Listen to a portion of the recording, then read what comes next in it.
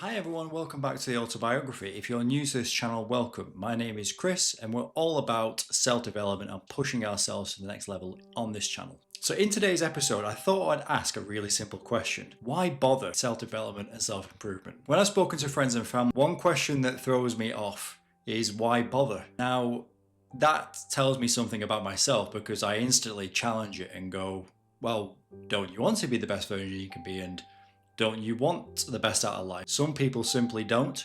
So I thought I'd make a video about why even bother. There's been quite a lot of studies on this. And what it shows is people that have self-development and self-improvement and a plan often find that they have, alongside that, better financial stability, more meaningful relationships, and better overall standard of living. The flip side of this, studies have shown that people that don't have self-motivation, self-drive, and those that neglect self-improvement, they often find those people are ensnared in self-regret, negative self-talk, and they go through a vicious cycle. Their lives are shaped by inertia rather than intention. And this is what it all comes down to. Are you living the best life you can have? The life that you're living now is often taken for granted. We're desensitized to things like death, violence, through all the negative talk that we get through media. But we have to rise above that. We have to still aim to be the best versions that we can be, to be an example and to set a responsibility up for those that are going to come after us. The negative self-talk that we tell ourselves, whether that's been a bully from school, a teacher at school that said you would never amount to anything. It could be a parent that says you've been disappointing or you've let them down. It could be a friend that isn't really a friend. It could be influencers, social media at the moment in this current day and age. So all those external influences and pressures we put on ourselves, and this is where you have to flip the narrative about you. You can't control what people say to you, but what you can do is you can do things to help yourself and prove everyone wrong. And again, that comes down to the motivation side. So one early lesson, and this is something that I've read quite a few times, and it used to actually be a wallpaper from my phone, was from Seneca, who is again a very good Stoic. And he famously says, we suffer more in imagination than in reality.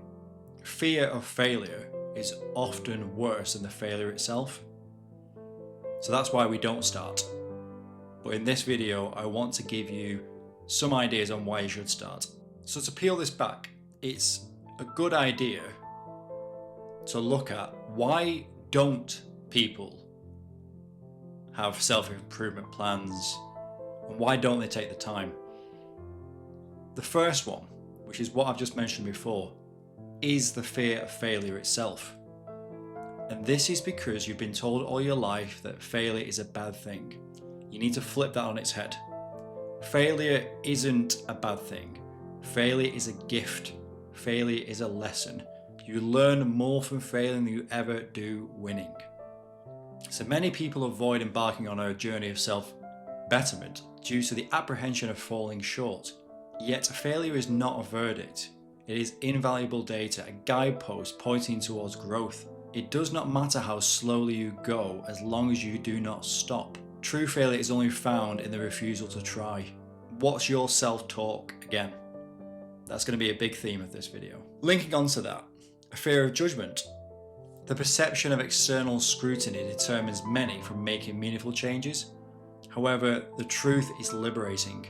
Most people are too preoccupied with their own concerns to scrutinize yours. The greatest critic is one in the mirror. This goes back to nobody cares.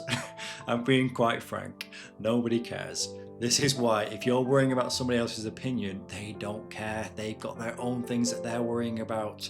You don't need to worry about yours as well.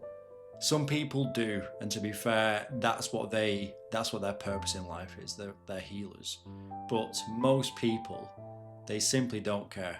I've made a video about this in regards to, I'm going to put it up there, in regards to my life lessons, 20 years of life lessons in the last 30 minutes. Please watch that because again, out all the lessons that I put in that video, we're putting into practical exercises now in regards to how to start your self-development journey. We also need to look at the modern day need for immediate results. This is where I highly recommend for any person, regardless of your age, ability, financial situation, wherever you are in life, work out. Please do some kind of workout or boxing or some kind of self-defense, because you need to be humbled to appreciate where you are in life. But from knowing where you are means you know where you need to go. And also what this does is it doesn't give you immediate results. No one ever goes to the gym and does one workout and says, wow, I can see the immediate difference. It takes months and months. Your body needs to literally grow, heal, and go again. And that's what this is all about. That's why in this channel, I focus on daily wins, not massive wins, not something over years and years and years and decades. It's something that you can do today that is going to make your life 1% better. And by the end of the year, you're going to be 3 times the person you were at the start, and you compound that over the time. So in an era of instant gratification, self-improvement can feel frustratingly slow. The best time to plant a tree was 20 years ago. The second best time is now. True transformation is a marathon, not a sprint. So another reason why people are hesitant to start self-improvement is the discomfort of self-reflection. We've touched on it a few times already, but your past, the narrative, the message that you've been given as a child. So that process of introspection can be unsettling. It can reveal aspects of ourselves that we would rather ignore. It's easy to kind of push down and pretend it's not happening. So the true courage is actually willing to go out there and willing to push forward. However, true growth lies beyond discomfort. And what remains unseen, it remains unchanged. One element that we factor in, and this is a tough one because it is a balancing act, is prioritizing external responsibilities over internal growth. Many focus on professional success or family obligations while neglecting their inner world, yet the foundation of fulfillment is built on self-awareness and purpose. This is where it can feel quite selfish, and the word gets bantered around in regards to narcissism in modern day kind of therapy talk, if you will. But we all need to take a step back. Stoics have been doing this exercise for hundreds of years. You have a journal in the morning, write out what you plan to do that day, but you also need to reflect. And you need to take that time to focus on yourself. 10 minutes, 20 minutes. Prioritizing external responsibilities over internal growth. Many focus on professional success or family obligations rather than neglecting our inner world. Yet the foundation of fulfilling life is built on self-awareness and purpose. The last one is around, it sums this up nicely, a misguided sense of selfishness. Some fear that self-improvement is self-indulgent. In truth, the more refined, composed and capable you become, the greater your capacity to uplift those around you. Which again, we've mentioned in other videos, you are the average of your 5 best friends around you. And a rising tide lifts all ships. So what can feel selfish and self-indulgent can actually show others how to get the most out of their lives, which is basically what this channel is about. So we've just talked about the hesitance, why people might not want to do self-improvement. So let's focus on the good stuff. Let's focus on the case for self-improvement. So the first thing is you owe it to yourself. Regardless of your religious beliefs or your cultural beliefs, you have but one existence, and its quality is determined by the actions you take. To neglect personal growth is to squander the absolute potential within you. There's too many people in the world that simply do not live up to their potential simply because of the self-talk that they tell themselves. We need to break out of this. In the modern day world, compassion is becoming more and more thin on the ground. So self-compassion is essential. No man is free who is not master of himself. Mastery over one's thoughts and actions begins with kindness towards oneself. And growth flourishes in an environment of encouragement not self-reproach. So be kind to yourself, and then you can be kind to others. Again, going back to self-talk, you are not flawed, you're only unfinished. No human in existence will ever be on their deathbed and go, I know everything about myself. Only you know what you think of yourself. And that's why nobody else does know about you, the true you. Every human being is a work in progress. The goal is not to fix something that's broken, but to refine and evaluate what is good. And touching on the existence, to seize control of your own destiny. If you do not actively shape your life, circumstances will shape them for you. Those are the external factors that we've talked about on this channel. You can't control them. So don't worry about things that you can't control, because you can't control them. But then don't worry about the things that you can control, because you can control them. So be deliberate, be intentional, and live with purpose. As you continue your self-development journey, elevate your relationships. And as you cultivate self-awareness and emotional intelligence, your interactions with others will become richer and more fulfilling. The quality of your life is often the reflection on the quality of your relationships. You hear it more and more in regards to young men getting more depressed, incels. That's a very big topic at the moment. But it's simply down to we don't have meaningful relationships. And it goes deeper than that. We don't even know how to have conversations anymore because everything is done online. That's another topic for another conversation.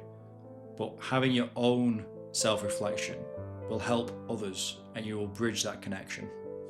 Which comes on nicely to the next point. Alleviate anxiety and depression. A clear sense of purpose and forward motion serves as an antidote to despair. Progress, no matter how incremental, is a source of hope. And this goes back to not expecting results. Trust the process. And with that, you get an unshakable confidence. So confidence is not an inherent trait. It is an accumulation of results and small, consistent victories. Each step forward reinforces your belief in yourself. This is why I focus on the daily wins. Small, consistent results, victories, compound over time. You are readjusting your self-talk, the negative self-talk that you've been drilled into you as a kid. Become the person that you're supposed to be. And you do that by addressing your blind spots. We all possess limitations that we can't see. Only through conscious effort can we illuminate and overcome them. Which again comes on to one of our last points. The happiness of your life depends upon the quality of your thoughts. That's from Marcus Aurelius. Your internal dialogue shapes your reality. Ensure it is one of empowerment rather than limitation. You are not the person that you were 5 years ago, 6 months ago. Draw a line in the sand and let's move forward. You need to hold yourself accountable. Relying on external forces to dictate your growth is a losing strategy. The responsibility has always been yours alone. Hence the purpose of this channel. I want to cultivate a community of like-minded people that want to work together and push themselves forward. So where do we begin? The first thing is taking a conscious step that this is something that you are going to do. And it begins with self-observation. Monitor your habits. Observe yourself, your emotions, your triggers, with curiosity rather than judgment. It could be someone that you work with. It could be somebody on TV. It could be a piece of music. Understanding your triggers and how you're reacting and why you're reacting like that. Whether that's physically, your body language, your emotional state. Are you worrying about it? Observing yourself can be quite difficult, but see it as you are observing somebody else. Make notes in a diary, and then you start to identify trends, and then you can work towards a plan to make things better. Once you've got a good picture of yourself, and even before then, in all honesty, identify areas of immediate improvement. So small wins creates momentum. So let me give you some examples. These are practical examples that you can do. I'm going to go for the hardest one. Cold showers. A way of boosting your mood in the morning. And I've said this lots of times on this channel, but I will do you a quick rundown. All I want you to do as a challenge for the first month, we're now in spring, it should be a little bit easier, is have a nice warm shower that you would normally do every day. But for the last 10 seconds, all I want you to do is make the water cold enough where it feels uncomfortable. I'm not talking ice cold, uncomfortable. Do that, say, for a week. The next week, 15 seconds. The next week, 20 seconds. The next week, 30 seconds. So within a month, you're having a nice, cold, coolish shower for 30 seconds. Over time, for the next 2 to 3 months after that, increase it. Little by little, time and coldness. Once you get to 3 minutes, tell me and put in the channel how that's changed your life. Like we talked about earlier on in the episode, we've just scratched the surface in these couple of actions. So the observing yourself and then identifying small wins and small opportunities. But you also need to face the fact that you're going to be going a little bit deeper. Now that's going to be uncomfortable and you're going to find things that you've probably boxed away and put into a corner, but we need to shed light on them. So beyond surface level habits lie deeper obstacles. Limiting beliefs, unresolved fears, ingrained patterns. Confronting these truths is the gateway to lasting change. That's going to be the tricky bit. So once you've started, how do you keep going? So begin with modest goals. Overambition often leads to burnout. Instead, start with achievable tasks that reinforce your self-belief and build upon them progressively. Hence the cold showers.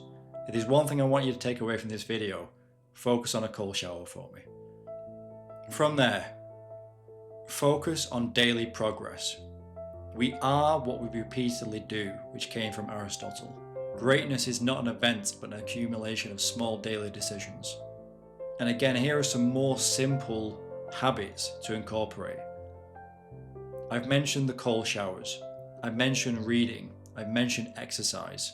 I've mentioned the struggle. Dedicate 20 minutes to a mindful walk, allowing clarity and presence and take root. So when we say mindful walk, for me, this is no headphones in, on your own, listen to the noises of nature around you, the birds singing, the wind going through the trees. Being mindful of where you are. How do you feel? How's the temperature? What can you smell? What can you taste? Being present right there and then. We're often too far looking into the future, but to take 20 minutes to focus on where we physically are now and puts ourselves in a physical space helps provide clarity. If you're not doing so already, try and exercise every single day. I'm not even going to say what exercise, but engage in a brief yet effective physical exercise, whatever that is for you. It could be a walk, but when you're ready, maybe start with a jog or go for a run. It could be even things like press-ups, sit-ups. You don't need to go to the gym. Use your body as your workout. Probably one of the most important ones when you think about it now with technology is schedule intentional breaks from screens. I cannot stress this one enough more. And it is such an easy thing to do, but we just do not do it. I'll give you an example. Recently, I went with my family to a theme park and I literally put my phone in airplane mode for the whole time we were there. It was absolute bliss. No notifications, no pinging, no worrying about the news, no worrying about messages or calls coming in. Literally shutting yourself off from the world at the right time, in the right moments, can make 48 hours seem like 2 weeks worth of rest and relaxation. So scheduling those in, disconnecting yourself from the world, that is one of the biggest wins you can take away. One thing that's happened to me recently in the last few years, and this is thanks to my son, is waking up earlier. Now I don't have a choice because he wakes up earlier, but one thing I have found Setting up your day and the morning routine is a massive win for the rest of your day and how it makes you feel. So the early hours offer a rare opportunity for uninterrupted focus and self-reflection. The morning rituals and habits foster discipline and set a productive tone for the day. And going on to having manageable ways of dealing with this, think of these tasks in 15 minutes. A 15-minute workout, a 15-minute walk, 15 minutes of reading, 15 minutes of cold showers over the week. So let's summarize. We've talked about why people might not want to focus on self-improvement. We've focused on why we should. We've given practical advice on how to do this and the benefits that are going to come along with it. Self-improvement is not about rectifying inadequacies. It's about optimizing your strengths, your personal strengths. You know what your strengths are compared to the next person. And remember, by doing this, you're changing the trajectory of your life. Life is determined by daily actions you take. Small, consistent improvements yield massive results over time. And there's no external force that's going to propel you forward. Nobody cares. That's the truth, unfortunately. The initiative must come from within you. You alone are the architects of your future. If you've made it this far, thank you very much for watching. If this message resonates, feel free to subscribe and engage. This journey is best undertaken with a community of like-minded individuals, hence the purpose of this channel. Share your commitment in the comments below. What small steps will you take today? Public accountability reinforces intention. And if you know someone that can benefit from these perspectives, feel free to share this video. Growth is contagious, and your encouragement could be the catalyst to someone else's transformation. So thank you very much for watching. This is Chris from the Autobiography signing off.